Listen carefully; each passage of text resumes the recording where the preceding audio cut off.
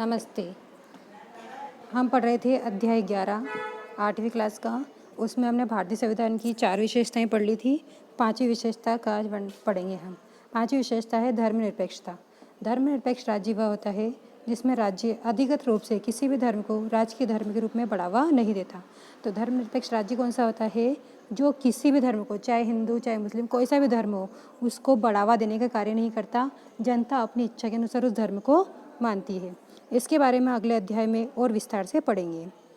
अब आप इस बात को समझने लगे होंगे कि कभी कभी देश का इतिहास ये तय कर लेता है कि देश का संविधान कैसा होगा। तो देश का इतिहास मतलब क्या क्या घटनाएं घट रही है, उसी आधार पर तय हो जाता है कि देश का संविधान कैसा होगा, देश के नियम कैसे होंगे। संविधान उन आदर्शों को तय करने में एक महत्वपूर्ण भूमिका निभाता है जिन्हें हम अपने देश और अपने प्रतिनिधियों के जरिए साकार करना चाहते हैं। तो संविधान क्या करता है? उन आदर्शों को तय करने में एक महत्वपूर्ण भूमिका निभाता है जिन्हें हम अपने देश और अपने प्रतिनिधियों के जरिए साकार करना चाहते हैं। जिस तरह फुटबॉल के नियम बदलते ही खेल बदल जाता है, उसी तरह जिन देशों के संविधान में भारी बदलाव आ जाते हैं, वहाँ देश का बुनियादी स्वरूप भी बदल जाता है। हम नेपाल में यह देख चुके हैं। वहाँ लोकतंत्र बनाने की जरूरत के साथ ही एक नए संविधान की जरूरत भी पैदा हो गई थी।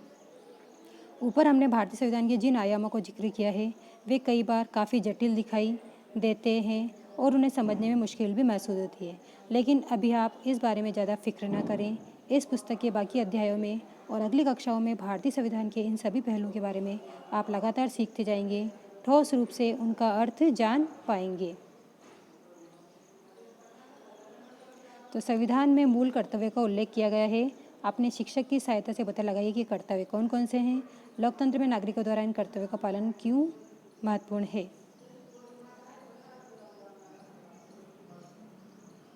और 11 मौलिक कर्तव्यों में से प्रत्येक से संबंधित रेखाचित्र, तस्वीरें बनाएं अथवा उन पर कविताएं, गीत लिखें। कक्षा में इन पर चर्चा करें। तो मूल कर्तव्य जो होते हैं ना, हमारे 11 मूल कर्तव्य हैं। तो आपकी कोई भी पुस्तक हो, आपने बाज़ार से जो पुस्तक खरीदी है, उसमें शुरुआत के पेज में 11 मूल कर्तव्य लिखे हुए हैं। तो आप उन्हीं को अपनी कॉपी में नोट करें, और नहीं होंगे तो मैं आपको भेज दूँगी। धन्यवाद। और आगे है ये क्वेश्चन।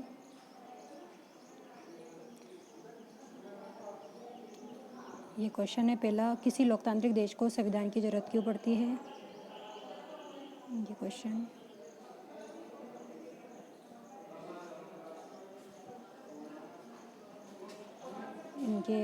ये क्वेश्चन है, इनको कल मैं सोल्व करके आपको भेज दूँगी।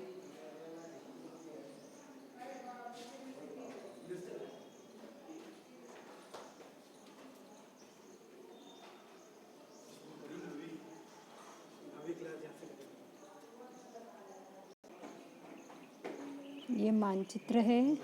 उन भारतीय राज्यों के नाम लिखे जिनकी सीमाएं निम्नलिखित पड़ोसी देशों से लगती है।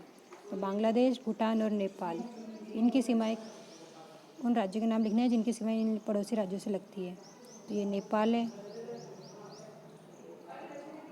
ये नेपाल,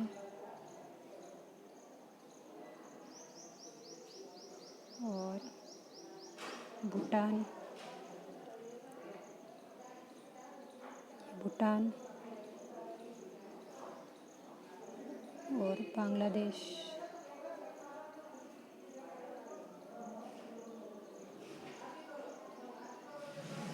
ये बांग्लादेश। ठीक है। इनके आसपास कौन से राज्यों की सीमा लग रही है आप देख रहे होंगे। ये मेघालय, इधर असम, ये त्रिपुरा, पश्चिम बंगाल, इन सब की बॉर्डर इनको टच कर रही है। तो आपको ऐसे नाम लिखना है। नेपाल से किस किस की टच कर रही है, भूटान से किस किस की टच कर रही है, तो आपको ये लिखने हैं नाम। इसके बाद ये शब्द संकलन है, ये भी आपको कॉपी में नोट करना है। शब्द संकलन। मनमानापन। जब सब कुछ हिस्सों के व्यक्तिगत फैसले पसंद नापसंद से चलने लगता है तो उसे मनमानापन कहा जाता है। मतलब कोई व्यक्ति अपने खुद के फैसले न लेके खुद से ही लेता है तो उसे मनमानापन कहा जाता है। जहाँ नियम नहीं तय किए गए, जहाँ फैसले का कोई आधार नहीं हो, उसे ही मनमाना कहा जा सकता है।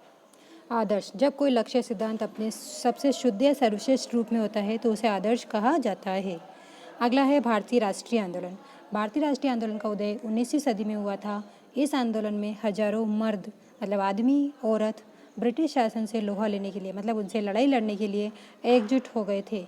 ये आंदोलन 1947 में भारत की आज़ादी में परिणत हुआ और ये जो आंदोलन चला था भारत में भारत की आज़ादी के रूप में परिणाम निकला इसका। इसी वर्ष की इतिहास की पाठ्य पुस्तक में इस आंदोलन को आप और अच्छी तरह से जानेंगे। राज्य व्यवस्था, इसका आशय एक ऐसे समाज से है जिसकी राजनीतिक संरचना व्यवस्थित है। भारत एक लोकतांत्रिक राज्य व्यवस्था है। इसका आशय क्या होता है? एक ऐसे समाज से जिसकी राजनीतिक संरचना व्यवस्थित है और भारत एक लोकतांत्रिक राज्य व्यवस्था है। संप्रभु, इस अध्याय के संदर्भ में स्वतंत्र जनता को, मतलब जो जनता स्वतंत्र है उसको क्या बोला जाता है? संप्रभु। अगला है मानव व्यापार। राष्ट्रीय सीमाओं के आर पार विभिन्न चीज़ों की गैर कानूनी खरीद बिक्री को अवैध व्यापार कहा जाता है।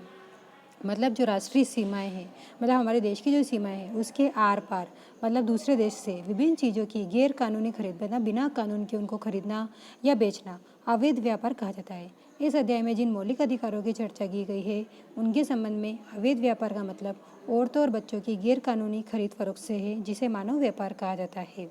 अगला है निरंकुशता। इसका मतलब सत्ता या अधिकारों के क्रूर एवं अन्यायपूर्ण इस्तेमाल से है। मतलब क्या है? हमारे जो अधिकार है उनका बुरी तरह से व्यवहार करना, हमारे साथ अन्यायपूर्ण व्यवहार करना निरंकुशता कहलाता है। तो आपका यह अध्याय खत्म हुआ लेसन। कल मैं आपको क्वेश्चन आंसर करवा दूंगी। धन्यवाद।